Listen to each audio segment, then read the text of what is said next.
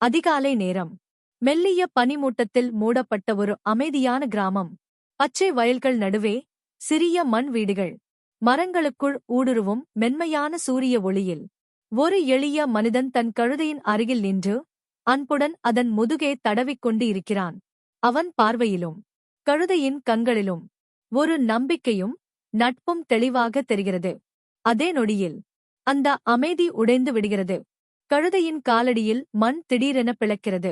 தூசியும் மண்ணும் சிதற கழுதை ஒரு ஆழமான குழிக்குள் விழுந்து விடுகிறது. அதிர்ச்சியில் மனிதன் கையை நீட்டி கத்துகிறான்.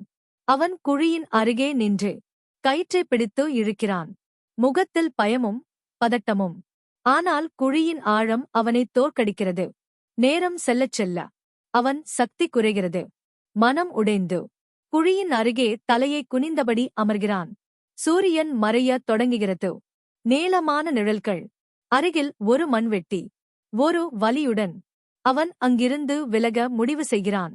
அடுத்த கணம் மேலிருந்து மண் குழிக்குள் விழ ஆரம்பிக்கிறது. மழை போல இருளில் கழுதை மெல்ல மறைகிறது. கழுதையின் கண்களில் பயம். உடல் நடுங்குகிறது. ஆனால் அந்த பயத்தின் நடுவே ஒரு உறுதி பிறக்கிறது. ஒவ்வொரு முறை மண் விழும்போதும் அதை குலுக்கி தள்ளுகிறது. அந்த மண்ணின் மேல் நின்று ஒரு படி மேலிருந்து மனிதன் பார்த்துக் கொண்டிருக்கிறான். அவனுக்கு நம்ப முடியவில்லை. புதைக்க வந்த மண் இப்போது ஏணியாக மாறுகிறது. ஒவ்வொரு அடியுடன் ஒளி அதிகரிக்கிறது. நம்பிக்கை வளர்க்கிறது. இறுதியில் கழுதை குழியிலிருந்து வெளியே வருகிறது. பிரகாசமான சூரிய ஒளியில் நின்றபடி மனிதன் அசையாமல் நிற்கிறான். அதிர்ச்சியும் மகிழ்ச்சியும் ஒன்றாக. பின்னர் பச்சை வயலில் நீல வானத்தின் கீழ் கழுதை அமைதியாக மேய்கிறது. மெல்லிய காற்று.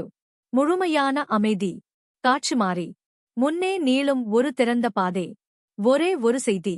உன்னை புதைக்க வந்த சவால்களையே நீ உன் உயரத்திற்கு படிக்கட்டாக மாற்றினால் நீ தவிர்க்க முடியாத வெற்றிதான்.